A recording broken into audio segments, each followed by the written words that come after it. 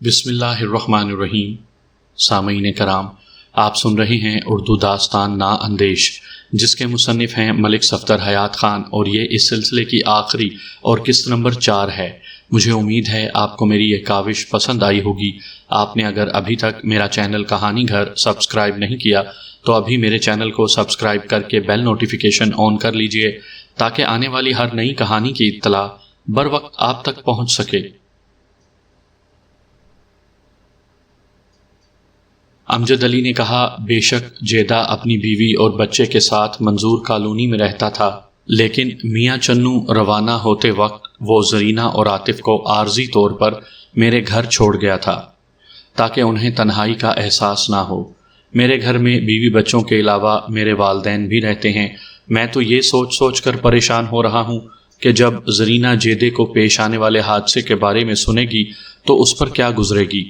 ہم نے main road سے ایک ٹیکسی پکڑی اور جیدے کی باتیں کرتے ہوئے کچھ دیر بعد ڈرگ روڈ امجد علی کے گھر پہنچ گئے۔ امجد علی نے یہ دانش مندی کا ثبوت دیا تھا کہ اپنے گھر والوں کو جیدے اور زرینہ کے قصے سے بے خبر رکھا تھا تاکہ انہیں کسی قسم کی سبکی کا احساس نہ ہو۔ میں اور ASI امجد علی کے ڈرائنگ روم میں بیٹھے تھے کہ اس نے گھر کے اندر سے زرینہ کو بلا لیا۔ تھوڑی دیر پہلے وہ ہماری خاطر تواضع کر چکا تھا۔ وہ بولا، ملک صاحب، یہ اندوناک خبر آپ خود ہی زرینہ کو سنائیں، میرا تو حوصلہ نہیں پڑتا۔ کچھ دیر بعد زرینہ اپنے 2 سالہ بچے عاطف کے ساتھ ڈرائنگ روم میں داخل ہوئی اور ایک صوفے پر بیٹھ گئی۔ امجد علی ایک کرسی پر سر جھکائے بیٹھا تھا۔ ڈرائنگ روم میں مکمل سناٹا تھا۔ زرینہ ایک خوبصورت عورت تھی۔ اسے دیکھ کر یہ لگتا ہی نہیں تھا کہ وہ ایک بچے کی ماں ہوگی۔ وہ اپنی وضاقتہ اور ڈیل ڈول سے اسکول گرل دکھائی دیتی تھی۔ تھوڑی دیر تک وہ باری باری ہم سب کو دیکھتی رہی، پھر امجد علی کو مخاطب کرتے ہوئے بولی، امجد بھائی، آپ نے تو کہا تھا کہ یہ لوگ مجھ سے ملنے آئے ہیں، میں تو ان کو نہیں جانتی، یہ کون ہیں؟ امجد علی نے گردن اٹھا کر میری جانب دیکھا۔ میں نے کھنکار کر گلا صاف کیا اور بولا، زرینہ بی بی، ہم میاں چنو سے آئے ہیں۔ میرا نام ملک صفدر حیات ہے، میں وہاں کا تھانے دار ہوں۔ اور وہ میری بات ختم ہونے سے پہلے ہی بول اٹھی، پولیس! میاں چنو! یہ الفاظ ادا کرتے ہوئے اس کا چہرہ خوف کی آماج گاہ بن گیا تھا۔ لرزیدہ لہجے میں کہنے لگی، آپ یہاں کیا لینے آئے ہیں؟ میں نے کہا، زرینہ بی بی، تمہارے شوہر جاوید عرف جیدے کو کسی نے قتل کر دیا ہے۔ ہائے، میں مر گئی! وہ سینے پر ہاتھ رکھتے ہوئے بولی، پھر جلدی سے سنبھل کر کہنے لگی، میں کسی جیدے کو نہیں جانتی، میرے شوہر کا نام تو محمد فاضل ہے۔ امجد علی نے کہا، زرینہ بھابی، اب پردہ پوشی کا کچھ فائدہ نہیں ہے، آپ لوگوں کا معاملہ کھل چکا ہے۔ جاوید کو کسی نے میاں چنو ریلوے اسٹیشن کے قریب قتل کر دیا تھا، اس کی لاش کو دفن کیا جا چکا ہے۔ ملک صاحب اسی سلسلے میں تفتیش کے لیے یہاں آئے ہیں۔ پھر میں نے مختصر الفاظ میں اسے صورتحال سے آگاہ کیا۔ جب زرینہ کو یقین آ گیا کہ میں نے کسی غلط بیانی سے کام نہیں لیا تو وہ باقاعدہ رونے لگی۔ میں نے امجد علی کو اشارہ کیا، وہ زرینہ کو اٹھا کر گھر کے اندرونی حصے میں لے گیا، جہاں عورتوں نے اسے سنبھال لیا۔ 1 گھنٹے بعد وہ اس قابل ہو سکی کہ میں اس کا بیان لے سکوں۔ جب میں نے اس سے پوچھ گچھ شروع کی تو اس کی حالت خاصی نازک ہو رہی تھی۔ وہ گلو گیر لہجے میں بولی، تھانے دار صاحب، میرے شوہر کا قاتل کون ہے؟ کیا آپ نے اس شخص کو گرفتار کر لیا ہے؟ میں نے نفی میں جواب دیا اور اسے یقین دلایا کہ بہت جلد میں اس کے شوہر کے قاتل کو سلاخوں کے پیچھے پہنچا دوں گا۔ پھر میں نے نہایت ہی نرم لہجے میں کہا، مجھے اس کام کے لیے تمہارے بھرپور تعاون کی ضرورت ہے، میں ہر قسم کے تعاون کے لیے تیار ہوں۔ وہ روحاں سے لہجے میں بولی۔ میں نے کہا، میں تم دونوں کی محبت، فرار اور شادی کے معاملات سے پوری طرح واقف ہو چکا ہوں، اس لیے مجھ سے کچھ چھپانے کی کوشش نہ کرنا۔ 1 لمحے کو میں نے توقف کیا۔ وہ خاموشی سے مجھے دیکھتی رہی۔ میں نے کہا، گزشتہ 3 سال میں تم نے اپنے گھر والوں سے کوئی رابطہ کیا تھا؟ بالکل نہیں، وہ جلدی سے بولی، میں ایسی غلطی کسی بھی صورت نہیں کر سکتی تھی۔ اس کا مطلب ہے تمہاری ماں نے مجھ سے جھوٹ بولا تھا۔ اس نے آپ سے کیا کہا تھا؟ یہی کہ تم نے 2-4 مرتبہ اسے اپنی خیریت کا پیغام بھیجا تھا۔ نہیں، میں نے ہرگز ایسا نہیں کیا۔ میں نے پوچھا، جیدے نے اپنے گھر والوں کو کوئی خط پتر روانہ کیا ہو؟ میرے علم میں ایسی کوئی بات نہیں ہے۔ وہ کچھ سوچتے ہوئے بولی، اگر میرے علم میں لائے بغیر اس نے ایسا کیا تھا تو میں اس بارے میں کچھ نہیں جانتی۔ ویسے مجھے یقین ہے کہ اس نے بھی ایسا نہیں کیا ہوگا۔ شوہر کی موت کی خبر سن کر اسے جو شدید جھٹکا لگا تھا اب وہ اس صدمے سے خاصی حد تک سنبھل چکی تھی، شاید اس نے حقیقت کو تسلیم کر لیا تھا۔ میں نے پوچھا، زرینہ بی بی، تمہارے خیال میں تمہارے شوہر کا قاتل کون ہو سکتا ہے؟ میں اس بارے میں کیا کہہ سکتی ہوں؟ اچھا یہ بتاؤ، یہاں کراچی میں جیدے کی روانگی سے کون کون واقف تھا؟ میں نے سوال کیا۔ امجد بھائی اور ان کے گھر والے، اس نے جواب دیا۔ واضح رہے کہ اس سوال و جواب کے وقت میرے اور زرینہ کے سوا اور کوئی شخص کمرے میں موجود نہیں تھا۔ میں نے امجد علی سے واشگاف الفاظ میں کہہ دیا تھا کہ زرینہ سے تنہائی میں پوچھ گچھ کروں گا۔ میں نے قدرے سنجیدہ لہجے میں زرینہ سے پوچھا، امجد علی کیسا شخص ہے؟ کیا مطلب ہے آپ کا؟ اس نے الٹا مجھ سے سوال کیا۔ میں نے کہا، دیکھو زرینہ بی بی، شک کرنا پولیس والوں کی گھٹی میں شامل ہوتا ہے، اور وقت پڑنے پر ہم اپنے باپ کو بھی شک کی نظروں سے ضرور دیکھتے ہیں۔ ایک لمحے کے توقف سے میں نے اضافہ کیا، ایک بات تو بہرحال طے ہے کہ یا تو قاتل کراچی سے جیدے کے ساتھ ہی میاں چنو پہنچا تھا، یا پھر کسی شخص نے میاں چنو میں قاتل کو اطلاع دی تھی کہ جیدہ کس تاریخ اور کون سی گاڑی سے میاں چنو پہنچنے والا ہے۔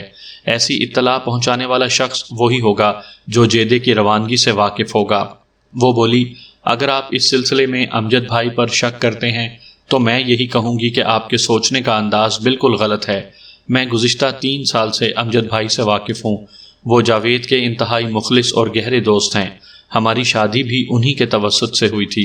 جاوید کو نوکری دلانے والے بھی وہی ہیں، اور بھی بہت سے نازک مواقع پر انہوں نے ہماری مدد کی ہے۔ میں آنکھ بند کر کے امجد بھائی پر بھروسہ کرتی ہوں، اور اس اعتماد کا منہ بولتا ثبوت یہ ہے کہ میں اپنے شوہر کی غیر موجودگی میں امجد بھائی کے گھر میں رہ رہی ہوں۔ وہ ایک باکردار، ہمدرد اور مخلص شخص ہیں۔ میں کسی بھی قیمت پر ان کو شک کی نظروں سے نہیں دیکھ سکتی۔ پھر جیدے کا دشمن کون ہو سکتا ہے؟ میں نے پرسوچ انداز میں کہا، اس بات کا تو مجھے یقین ہے کہ قاتل جیدے کے سفر کے پروگرام سے واقف تھا، یا اسے کسی نے اس سے آگاہ کر دیا تھا۔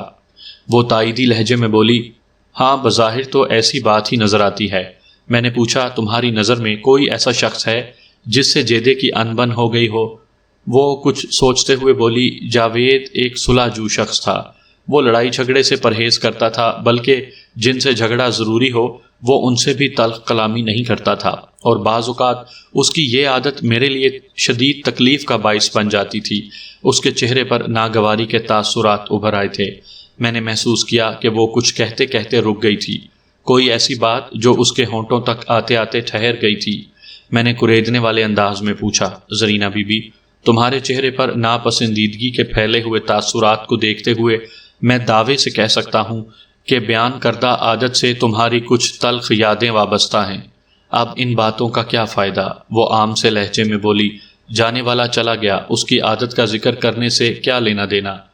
میں نے کہا، بعض اوقات معمولی سی بات بھی بہت اہم ثابت ہوتی ہے۔ میں توقع کرتا ہوں کہ تم مقتول کی مذکورہ عادت سے متعلق کوئی بھی چھوٹی سے چھوٹی بات مجھ سے نہیں چھپاؤ گی۔ وہ بولی، وہ جس پر اعتماد کر لیتے تھے پھر اس کے خلاف ایک لفظ بھی نہیں سنتے تھے۔ یہ تو بہت اچھی بات ہے، میں نے کہا۔ ہاں اچھی بات تو ہے، وہ بیزاری سے بولی، لیکن کیا ضروری ہے کہ آپ جس پر اعتماد کر لیں وہ بعد میں بھی ایک اچھا انسان ہی ثابت ہو؟ مجھے محسوس ہوا جیسے وہ ایک بہت بڑا انکشاف کرنے والی ہو۔ میں نے کہا، کیا تم نے جیدے کے کسی دوست سے کوئی نقصان اٹھایا ہے؟ اللہ کا شکر ہے میں ہر قسم کے نقصان سے محفوظ رہی ہوں۔ تمہیں نقصان پہنچانے کی کوشش کی گئی تھی؟ ہاں ایسا ہوا تھا، اس نے اسبات میں جواب دیا، لیکن میں نے اس کا خود ہی بندوبست کر دیا تھا۔ جاوید تو اس کے خلاف کچھ سننے کو تیار ہی نہیں تھے۔ وہ بہت اہم انکشاف کر رہی تھی۔ کیا وہ جیدے ہی کا کوئی دوست تھا؟ جی ہاں، اس کا نام ہاشم خان ہے، زرینہ نے بتایا۔ میں نے اس کی آنکھوں میں اپنے لیے ہوس ناچتی ہوئی صاف طور پر دیکھ لی تھی۔ پھر کیا ہوا تھا؟ تامل کرتے ہوئے اس نے بتایا کہ ہاشم خان نامی ایک شخص سے جیدے کی دوستی ہو گئی تھی۔ وہ لانڈھی میں رہتا تھا اور اکثر و بیشتر ان کے گھر واقعہ منظور کالونی آتا رہتا تھا۔ زرینہ نے محسوس کیا تھا کہ ہاشم خان کی آنکھوں میں اس کے لیے میل ہی میل تھا۔ اس نے جیدے سے اس بات کا تذکرہ کیا تو اسے یقین نہ آیا، بلکہ اس نے کہا کہ زرینہ کو غلط فہمی ہوئی ہوگی۔ پھر ایک روز موقع پا کر ہاشم خان نے اپنی اصلیت ظاہر کر دی۔ زرینہ نے پہلے تو سخت الفاظ میں اسے روکنے کی کوشش کی، لیکن جب اس کی بےہودگی حد سے متجاوز ہو گئی تو اس نے ہاشم خان کے منہ پر باقاعدہ تھوک دیا۔ پھر چیختے ہوئے لہجے میں کہا، اگر تم میں ذرا سی بھی غیرت موجود ہے تو اپنی منحوس صورت لے کر میرے سامنے نہ آنا۔ جواباً ہاشم خان نے کہا، میں اب تمہارے گھر میں قدم نہیں رکھوں گا، لیکن تم نے جو کچھ کیا ہے اسے ہمیشہ یاد رکھوں گا، اور جب تک اس کا بدلہ نہیں لے لوں گا چین سے نہیں بیٹھوں گا۔ کیا کر لو گے تم؟ زرینہ نے تڑق کر پوچھا۔ یہ تو وقت ہی بتائے گا، وہ دھمکی آمیز لہجے میں بولا اور گھر سے نکل گیا۔ تھوڑی دیر بعد جیدہ گھر آیا تو زرینہ نے اسے ہاشم خان کی حرکت کے بارے میں کچھ نہیں بتایا۔ اس نے سوچا جیدہ ہاشم خان کے بارے میں کوئی بات نہیں سنے گا، خواہ مخواہ خود کو ہلکان کرنے کی کیا ضرورت۔ زرینہ اس واقعے کی تفصیل بتا چکی تو میں نے پوچھا، یہ کتنے عرصے پہلے کی بات ہے؟ جاوید کے میاں چنو جانے سے 1 ہفتہ پہلے یہ واقعہ پیش آیا تھا، زرینہ نے بتایا۔ اس روز کے بعد سے واقعی ہاشم خان ہمارے گھر نہیں آیا تھا۔ کیا ہاشم خان کو معلوم تھا کہ جیدہ کس دن اور کون سی گاڑی سے میاں چنو جانے والا تھا؟ میں نے زرینہ سے پوچھا۔ وہ بولی، مجھے اس بارے میں کچھ معلوم نہیں۔ میں نے سوال کیا، زرینہ تم اچھی طرح جانتی ہو کہ جیدہ لیبیا جانے کا بہانہ کر کے تمہارے ساتھ کراچی آ گیا تھا۔ تم نے بتایا ہے کہ اس دوران میں تم نے اپنے گھر والوں سے کوئی رابطہ قائم نہیں کیا۔ میں جیدے کی پہلی بیوی زہرہ فاطمہ اور اس کے والدین سے تصدیق کر چکا ہوں کہ اس نے بھی ایک بار گھر سے چلے جانے کے بعد ان سے کوئی رابطہ نہیں کیا تھا۔ تم مجھے بتاؤ، یہ بیٹھے بٹھائے اسے اچانک میاں چنو کی کیا سوجی تھی، اور وہ بھی تحفے تحائف سے بھرے ہوئے سوٹ کیس کے ساتھ؟ ان چیزوں کو دیکھ کر تو اندازہ ہوتا ہے کہ وہ زہرہ فاطمہ اور بچوں سے ملنے گیا تھا۔ آپ کا اندازہ درست ہے، زرینہ نے بتایا۔ جاوید کو کئی دن سے اپنی پہلی بیوی اور بچے یاد آ رہے تھے۔ وہ اٹھتے بیٹھتے ان سے ملنے کی باتیں کرتا رہتا تھا۔ میں نے اس سے کہا کہ وہ چاہے تو 2-4 دن کے لیے میاں چنو سے ہو آئے۔ اس نے ضد کی کہ میں بھی اس کے ساتھ چلوں، لیکن میں نے صاف منع کر دیا کہ میں اب پیچھے مڑ کر نہیں دیکھوں گی۔ اس نے کہا کہ ٹھیک ہے، میں چلا جاتا ہوں، لیکن اس دوران میں تم اکیلی کیسے رہو گی؟ یہ بات میرے ذہن میں بھی تھی، اور خاص طور پر ہاشم خان والے واقعہ کے بعد سے تو میں اور زیادہ محتاط ہو گئی تھی۔ میں نے جاوید سے کہا کہ وہ مجھے امجد بھائی کے گھر چھوڑ آئے۔ اس طرح وہ مجھے اور ننھے عاطف کو یہاں چھوڑ کر میاں چنو چلا گیا۔ مجھے کیا معلوم تھا کہ اب مجھے اس کی موت کی خبر ہی ملے گی۔ اس کی آنکھوں سے موٹے موٹے آنسو گرنے لگے۔ میں نے کہا، خدا کی رضا کے سامنے انسان بے بس ہو جاتا ہے۔ زرینہ بی بی، تمہیں حوصلے سے کام لینا چاہیے۔ وہ بولی، کاش میں جاوید کو اکیلے نہ جانے دیتی۔ میں نے پوچھا، ذرا سوچ کر بتاؤ زرینہ، تمہارے اور جیدے کے گھر سے بھاگ آنے کے بارے میں امجد علی کے علاوہ اور کون کون جانتا ہے؟ میرا خیال ہے جاوید نے اور کسی پر یہ راز ظاہر نہیں کیا تھا۔ اس کا مطلب ہے ہاشم خان اس راز سے واقف نہیں تھا۔ میں نے تیز لہجے میں دریافت کیا۔ وہ متذبذب لہجے میں بولی، میرا خیال ہے ہاشم کو کچھ شک ہو گیا تھا۔ ہو سکتا ہے جاوید نے اسے اس بارے میں تھوڑا بہت بتایا ہو، کیونکہ آخری ملاقات میں ہاشم خان نے کچھ ایسی طنزیہ باتیں بھی کی تھیں جس سے مجھے اندازہ ہوا کہ وہ مجھے گھر سے بھاگی ہوئی لڑکی سمجھتا تھا۔ یہ بات بہت اہم ہے، میں نے کہا۔ میں سب سے پہلے ہاشم خان کو ہی چیک کروں گا۔ آپ کی کسی کارروائی سے وہ میرا دشمن ہو جائے گا، وہ سراسیمہ لہجے میں بولی۔ اب تو میرے سر پر جاوید کا سایہ بھی نہیں رہا۔ میں نے تسلی آمیز لہجے میں کہا، تمہیں اس سلسلے میں فکر مند ہونے کی ضرورت نہیں۔ اب تم پولیس کی پناہ میں ہو۔ تمہاری اور تمہارے بچے کی حفاظت کرنا میری ذمہ داری ہے۔ تم یہاں سے میرے ساتھ ہی میاں چنو جاؤ گی، لیکن ضروری کارروائی کے بعد۔ وہ اور خوف زدہ ہو گئی۔ میں وہاں ہرگز نہیں جاؤں گی۔ کیوں نہیں جاؤ گی؟ میرے گھر والے مجھے زندہ نہیں چھوڑیں گے۔ تم ان کی فکر نہ کرو۔ میرے ہوتے ہوئے وہ تمہارا بال بھی بانکا نہیں کر سکتے۔ میں نے تشفی آمیز انداز میں کہا، میں تمہارے باپ مولوی قطب دین کو تمام حالات اچھی طرح سمجھا دوں گا۔ اب تمہارا یہاں اتنے بڑے شہر میں تنہا رہنا مناسب نہیں ہے۔ میں امجد بھائی کے گھر والوں کے ساتھ رہ لوں گی۔ ایک مرتبہ تو تمہیں میرے ساتھ میاں چنو ضرور جانا پڑے گا، زرینہ بی بی، میں نے حتمی انداز اختیار کرتے ہوئے کہا۔ پھر حالات و واقعات کو دیکھتے ہوئے تمہارے بارے میں کوئی موضوع فیصلہ کیا جائے گا۔ تم مجھے بتاؤ کہ ہاشم خان کہاں مل سکتا ہے؟ وہ لانڈھی میں کہیں رہتا ہے، وہ بولی۔ میں اس کے گھر کا ایڈریس نہیں جانتی۔ امجد علی کو اس کے گھر کا پتہ معلوم ہوگا۔ میں نے پوچھا، آپ پوچھ کر دیکھ لیں، ممکن ہے معلوم ہو۔ میں نے اس سلسلے میں امجد علی سے استفسار کیا تو مجھے ناکامی نہیں ہوئی۔ امجد علی نے ہاشم خان کا پتہ بتانے کے بعد کہا، یہ شخص مجھے کبھی بھی اچھا نہیں لگا۔ میں نے جیدے کو بارہا منع بھی کیا تھا کہ اس سے دوستی نہ رکھے، لیکن جب وہ ہاشم کی حمایت کرنے لگا تو میں نے خاموشی اختیار کر لی۔ ہاشم خان میری نظر میں مشکوک ہو چکا تھا۔ اس نے جس طرح اپنے دوست کی بیوی سے بدتمیزی کرنے کی کوشش کی تھی اور زرینہ کی شدید اور توہین آمیز مزاحمت پر اس نے جس طرح زرینہ کو دھمکی دی تھی، اس سے اس کی بد باطنی ظاہر ہوتی تھی۔ ایسا شخص انتقام کے جذبات سے مغلوب ہو کر کچھ بھی کر سکتا تھا۔ میں ہاشم خان جیسے بد فطرت شخص کو نظر انداز نہیں کر سکتا تھا۔ مجھے حیرت اس بات پر تھی کہ جیدہ اس کی اصلیت تک کیوں نہیں پہنچ سکا تھا۔ شاید دوستی کے رشتے نے اسے عقل و خرد سے اندھا کر دیا تھا۔ اس وقت ASI صدیق جنجوا اور دوسرے ASI کے ساتھ لانڈھی روانہ ہو گیا۔ سب سے پہلے میں نے متعلقہ تھانے میں اطلاع دی کہ میں وہاں کس قسم کی کارروائی کے لیے پہنچا تھا۔ پھر ہاشم خان کو ناپنے کے لیے اس کے ٹھکانے پر پہنچ گیا۔ ہاشم خان اپنی گرفتاری پر ہکا بکا رہ گیا۔ جب میں نے اسے بتایا کہ ہم نے اسے جیدے کے قتل کے الزام میں گرفتار کیا ہے تو وہ لمبی چوڑی قسمیں کھانے لگا۔ میں نے اسے متعلقہ تھانے پہنچا کر تھانہ انچارج سے تعاون کی درخواست کی۔ میں نے اسے تمام صورتحال سے پہلے ہی آگاہ کر دیا تھا۔ تھانہ انچارج نے کہا، آپ فکر ہی نہ کریں جناب، ہم ابھی اسے ڈرائنگ روم کی سیر کرواتے ہیں، دیکھتے ہیں یہ کب تک ہماری مہمان نوازی برداشت کرتا ہے۔ پھر اس نے ہاشم خان کو 2 جلاد صورت حوالداروں کے حوالے کر کے خصوصی ہدایات جاری کر دیں۔ میں وہیں تھانے دار کے کمرے میں بیٹھ گیا۔ تھوڑی دیر بعد ہی ٹرائل روم سے ہاشم خان کی بلبلاہٹ سنائی دینے لگی۔ کچھ دیر تک اس کی چیخوں کی آوازیں آتی رہیں، پھر خاموشی چھا گئی۔ 5 منٹ کے بعد ایک حوالدار نے اندر آ کر بتایا، جناب بندہ تعاون کرنے پر آمادہ ہے، کہیں تو یہاں لے آؤں؟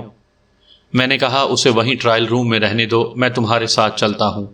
پھر میں اس حوالدار کی میت میں ہاشم خان کے پاس پہنچ گیا۔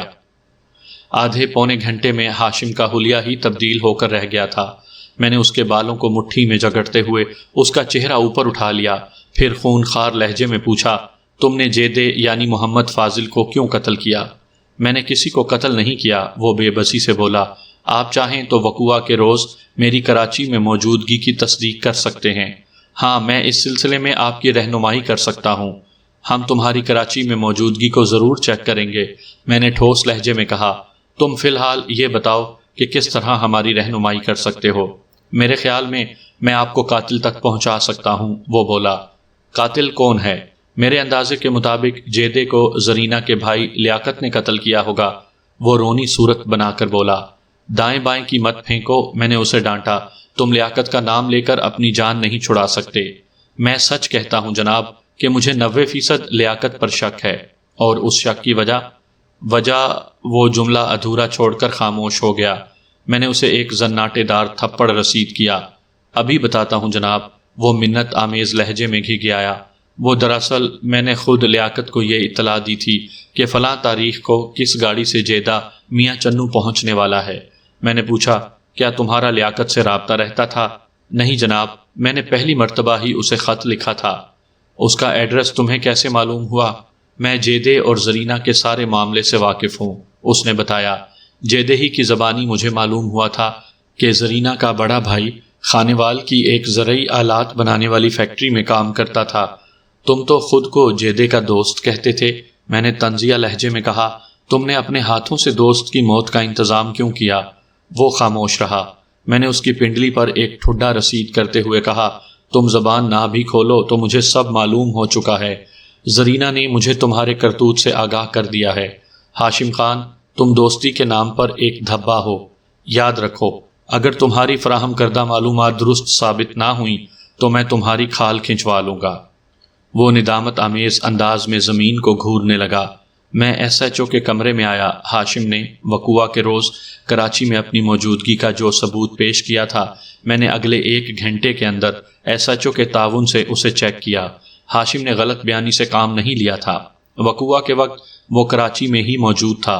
اب اس بات کو چیک کرنا تھا کہ اس کا بھیجا ہوا خط لیاقت کو ملا تھا یا نہیں، اور اگر ملا تھا تو آیا اسی نے جیدے کو قتل کیا تھا یا قاتل کوئی اور شخص تھا۔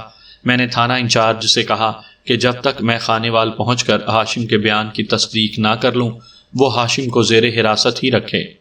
اس نے بھرپور تعاون کا یقین دلایا۔ اگلے روز میں ASI صدیق جنجوا اور زرینہ کے ساتھ واپس میاں چنو آنے کے لیے ٹرین میں سوار ہو گیا۔ میاں چنو پہنچ کر میں نے زرینہ اور اس کے بیٹے کو صدیق جنجوعہ کے گھر بھیج دیا۔ میں پہلے جیدے کے قاتل کو گرفتار کرنا چاہتا تھا، پھر زرینہ کے بارے میں کوئی فیصلہ کیا جاتا۔ جس کارخانے میں لیاقت کام کرتا تھا وہ خانیوال کا ایک معروف زرعی آلات بنانے والا کارخانہ تھا۔ وہ پیر کا دن تھا۔ میں لیاقت کو گرفتار کرنے دوپہر کے وقت وہاں پہنچا تھا۔ میں نے کارخانے کے دفتر میں جنرل مینیجر سے ملاقات کی اور اسے اپنی آمد کے بارے میں بتایا۔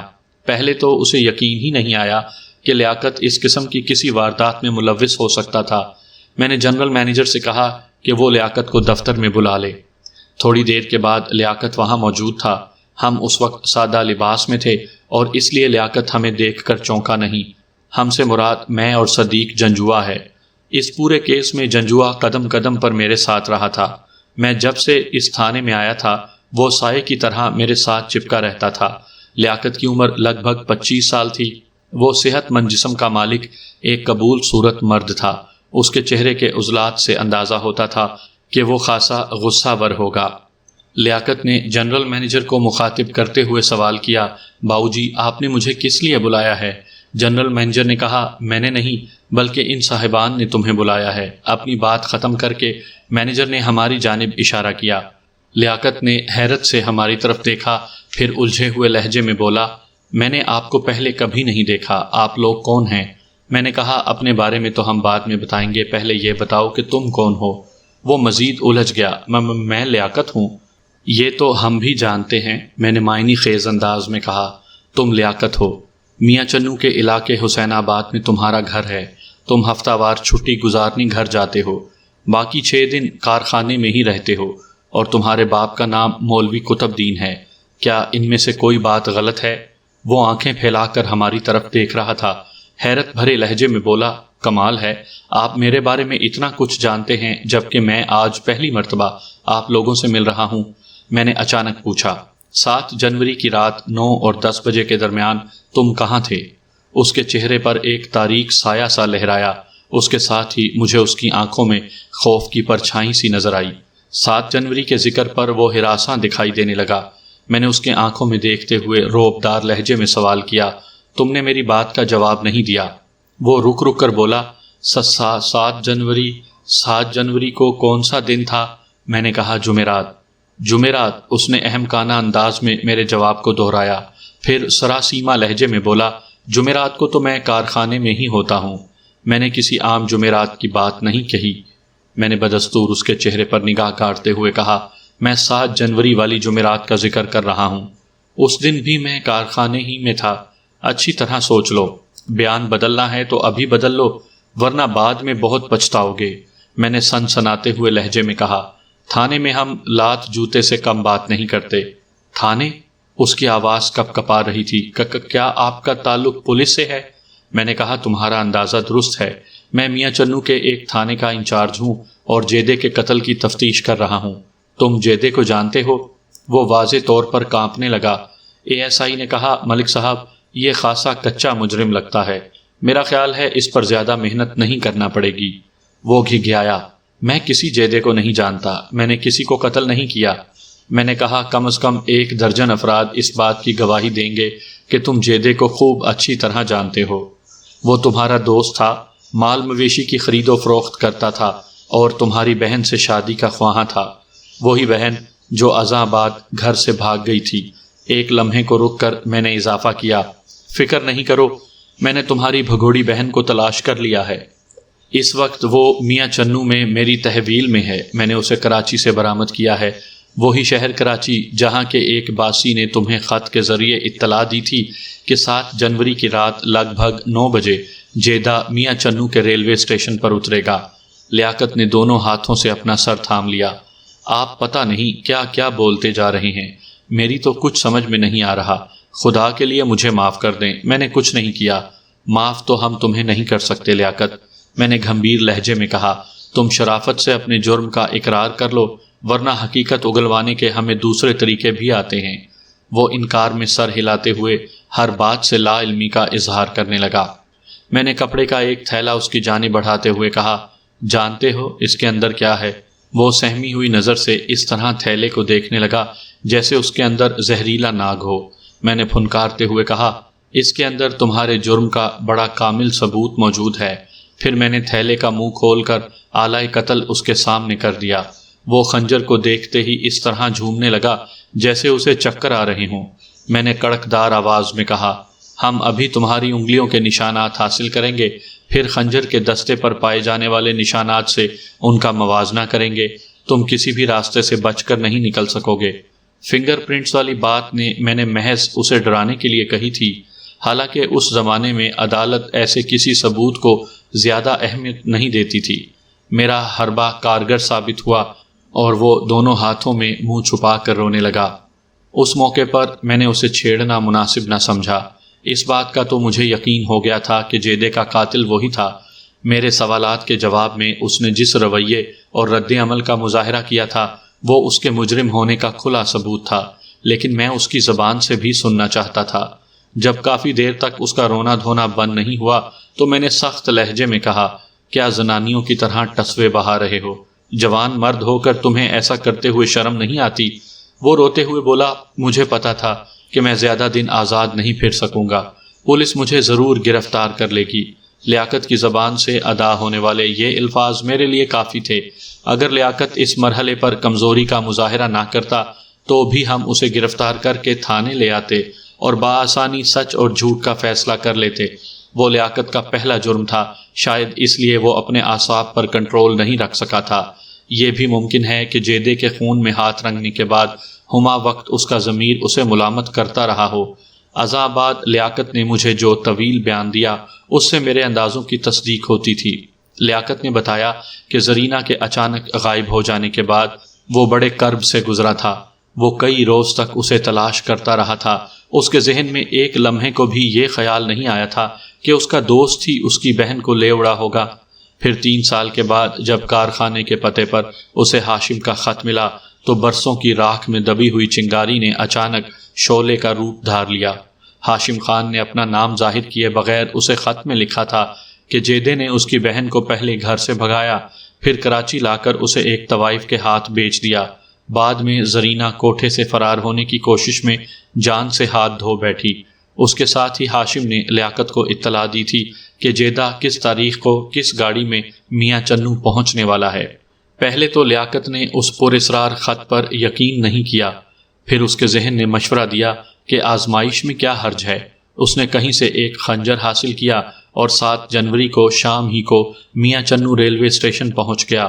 پھر جب اس نے ٹرین میں سے جیدے کو برآمد ہوتے ہوئے دیکھا تو خط کے دیگر مندرجات پر بھی اسے یقین آ گیا، یعنی زرینہ کو کسی طوائف کے ہاتھ فروخت کرنا اور وہاں سے نکلنے کی کوشش میں اس کا جان سے جانا۔ اسی وقت لیاقت نے فیصلہ کر لیا تھا کہ ان تمام تکلیف دہ واقعات کے محرک یعنی جیدے کو وہ زندہ نہیں چھوڑے گا۔ ان کا آمنا سامنا ہوا تو لیاقت نے جیدے کو دیکھتے ہی مصنوعی حیرت کا اظہار کیا۔ یار تم یہاں کیا کر رہے ہو؟